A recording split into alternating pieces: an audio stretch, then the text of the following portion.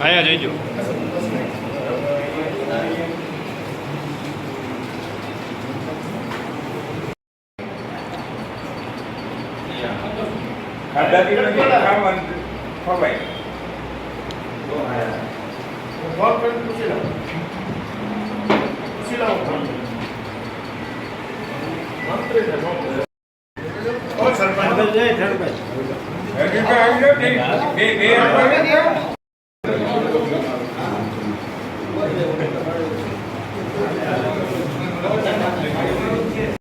કાલોડિયા તાલુકા ભાજપ પ્રમુખ માળિયા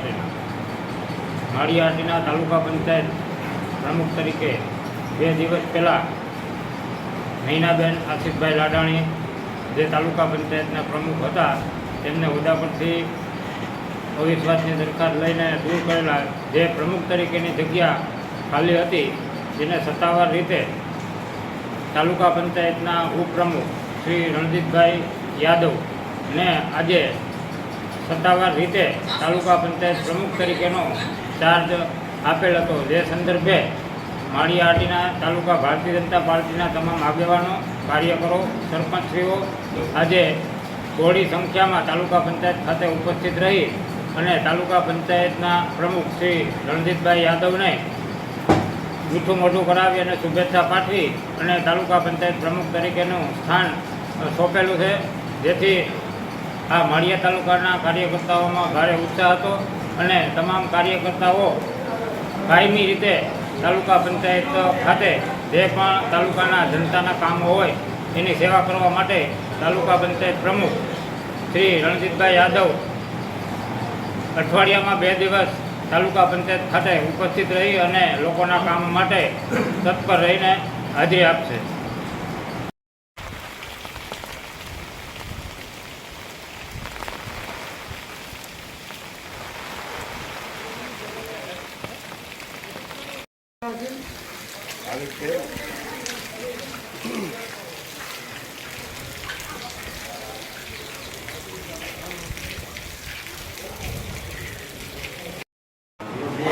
તમે તો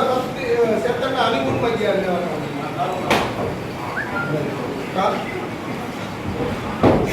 હા હું તો છે રાજુભાઈ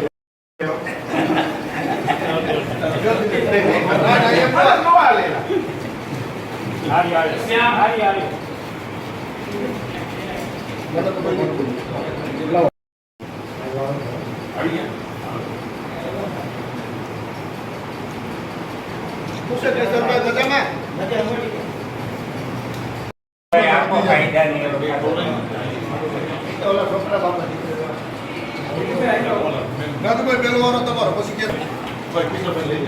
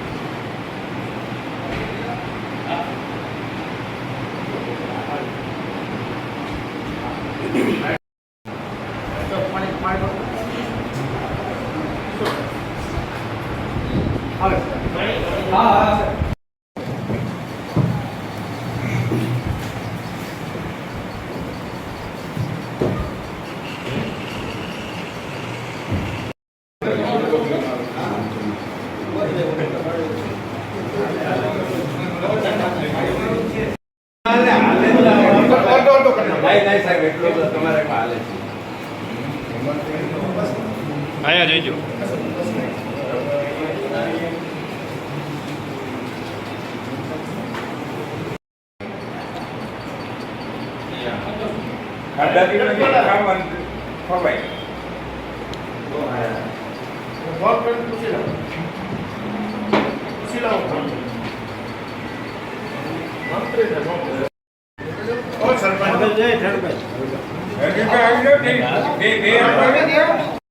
બાલોડિયા તાલુકા ભાજપ પ્રમુખ માળિયા તાલુકા પંચાયત પ્રમુખ તરીકે 2 દિવસ પહેલાં નૈનાબેન આશિષભાઈ લાડાણી જે તાલુકા પંચાયતના પ્રમુખ હતા તેમને હોદ્દા પરથી અવિશ્વાસની દરખાસ્ત લઈને દૂર કરેલા. જે પ્રમુખ તરીકેની જગ્યા ખાલી હતી જેને સત્તાવાર રીતે તાલુકા પંચાયતના ઉપપ્રમુખ શ્રી રણજીતભાઈ યાદવ ને આજે સત્તાવાર રીતે તાલુકા પંચાયત પ્રમુખ તરીકેનો ચાર્જ આપેલ હતો. જે સંદર્ભે માળિયાહાટીના તાલુકા ભારતીય જનતા પાર્ટીના તમામ આગેવાનો, કાર્યકરો, સરપંચશ્રીઓ આજે બહોળી સંખ્યામાં તાલુકા પંચાયત ખાતે ઉપસ્થિત રહી અને તાલુકા પંચાયતના પ્રમુખ શ્રી રણજીતભાઈ યાદવને જૂઠું મોઢું કરાવી અને શુભેચ્છા પાઠવી અને તાલુકા પંચાયત પ્રમુખ તરીકેનું સ્થાન સોંપેલું છે. જેથી આ માળિયા તાલુકાના કાર્યકર્તાઓમાં ભારે ઉત્સાહ હતો અને તમામ કાર્યકર્તાઓ